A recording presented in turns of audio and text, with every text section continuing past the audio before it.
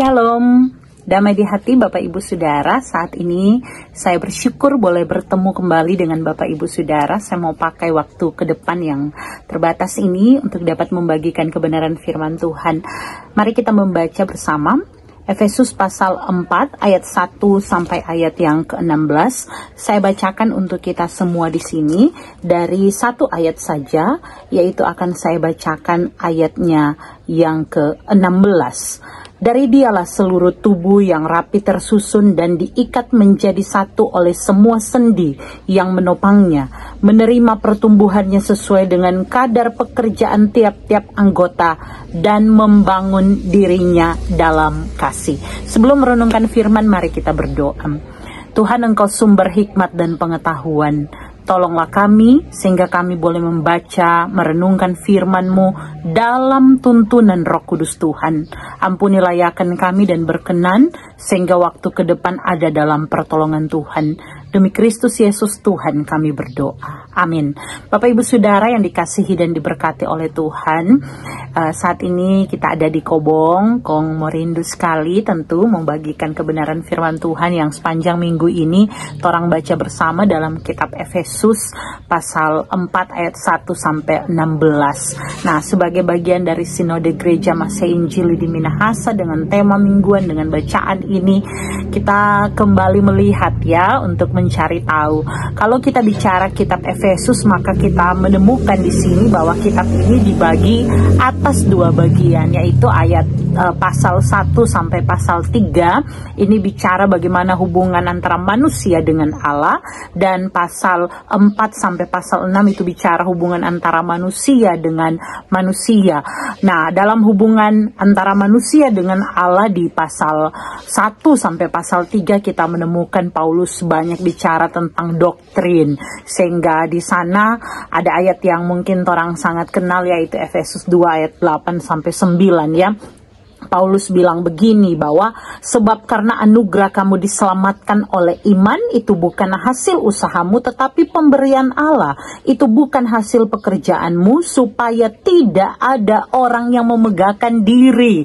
Kita belajar bagaimana hanya karena iman kita kemudian dibenarkan oleh Allah, hanya karena iman kita diselamatkan.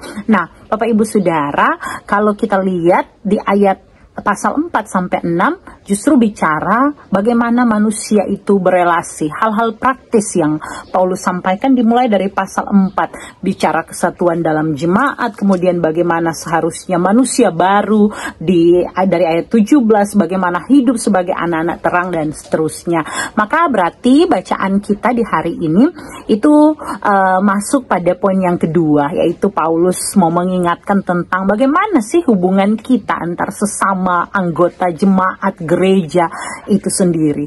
Bapak Ibu Saudara, hari ini kita belajar dan kita dapat menemukan ada 3 poin yang saya buat catatannya di sini untuk dapat kita baca dan kita renungkan di minggu ini, yaitu Bapak Ibu Saudara, hal pertama bicara bagaimana Paulus mengingatkan kita untuk hidup layak sebagai orang yang dipanggil. Kata layak ini digaris bawahi ya, bahwa ini bicara mengenai panggilan untuk hidup dalam kesatuan. Kesatuan di sini Bapak Ibu Saudara bukan bicara tentang karena satu maka seragam, karena satu maka selaras, karena satu maka sama, tetapi kesatuan di sini justru berbicara tentang keragaman, berbeda-beda, tetapi justru hidupnya berpadanan dalam iman, terlihat dalam kehidupan yang memuliakan Tuhan. Maka ada kata layak tadi. Nah, panggilan untuk hidup meski berbeda-beda tetapi satu di dalam Kristus ini dapat kita baca dari ayat 4 sampai ayat 6 yang menekankan bahwa kita semua ini satu tubuh, kita satu roh, satu pengharapan, satu Tuhan, satu iman, satu baptisan.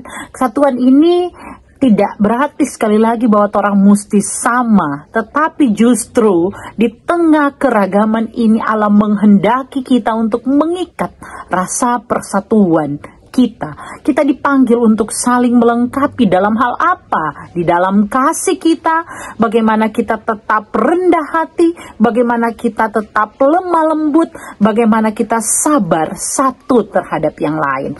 Nah, kemudian yang kedua itu bicara tentang karunia-karunia.